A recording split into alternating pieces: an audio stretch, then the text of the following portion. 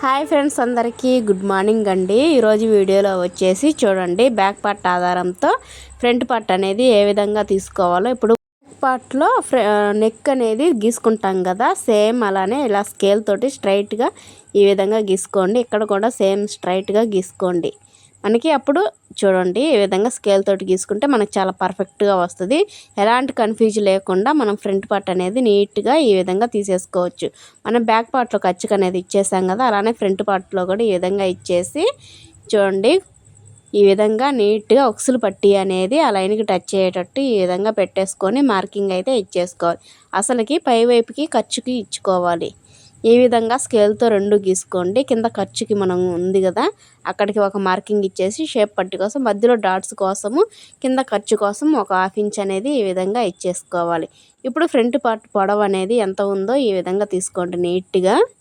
ఇదిగోండి, రెండు back part front part రెండు పట్టేసుకోవాలి. సేమ్ ఫ్రంట్ పార్ట్ అచ్చం పెట్టుకున్నాం అనుకోండి, మనకి షేప్ పట్టి అనేది షేపులు అనేది లూజ్ అనేది వస్తాయి. ఆ విధంగా పట్టుకోవద్దు, ఎప్పుడు కూడా బ్యాక్ పార్టే పట్టుకోవాలి. ఇక్కడి నుంచి ఇదిగోండి, అసలు ఖర్చుకి ఈ విధంగా మార్కింగ్ అయితే ఇచ్చేసుకోండి. ఇప్పుడు ఈ 3 డాట్ని ఈ విధంగా కలిపేసుకోవాలి నీట్గా. ఇక్కడి నుంచి అక్కడికి గీసేసుకోండి.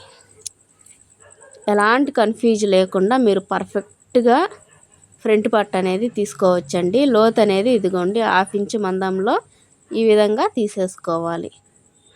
మీకు చాలా పర్ఫెక్ట్గా వస్తుంది. నేను చూపించిన మెథడ్లో కనుక మీరు కట్ చేసుకున్నారనుకోండి. ఇదిగోండి, నీట్గా నేను ఫ్రంట్ నెక్ కూడా మార్చేసుకుంటున్నాను. బ్యాక్ సైడ్ పార్ట్ నెక్ పెట్టాం కాబట్టి ఫ్రంట్ వైపు ఈ నెక్ అయితే పెట్టేశాను. చాలా బాగుంటుందండి ఈ నెక్ ఫ్రంట్ కానీ పెట్టేసుకుంటే. మీకు ఎంతో కొంత యూజ్ అవుతుంది అనుకుంటున్నా. వీడియో నచ్చితే లైక్ చేయండి.